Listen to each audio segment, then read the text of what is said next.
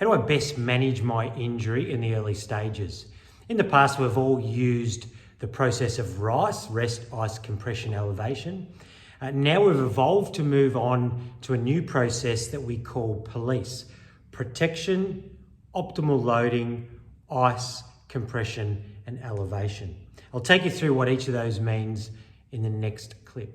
The P in POLICE stands for protection. So when we have some damaged tissue, we want to protect that tissue in those acute stages. If you have a foot or leg injury, we might put you into a cam walker. If you have a knee injury, we may opt for a hinge knee brace.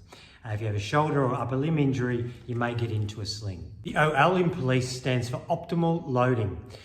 There's good evidence to say that mechanical forces applied to a healing tissue at the right time can facilitate the healing process. At the same time, we can focus on other systems of the body like cross-training for aerobic fitness and keeping the joints above and below the injury mobile and strong are really important in the overall rehab process. The I stands for ice. Now, although there's not a lot of strong scientific evidence to say that ice reduces inflammation in an acute injury, it can be a great analgesic or pain reliever, which can help to facilitate rehabilitation in those early stages.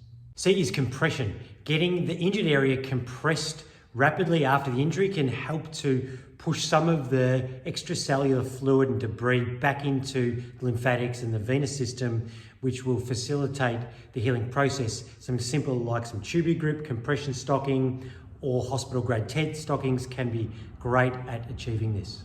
And finally, E is for elevation.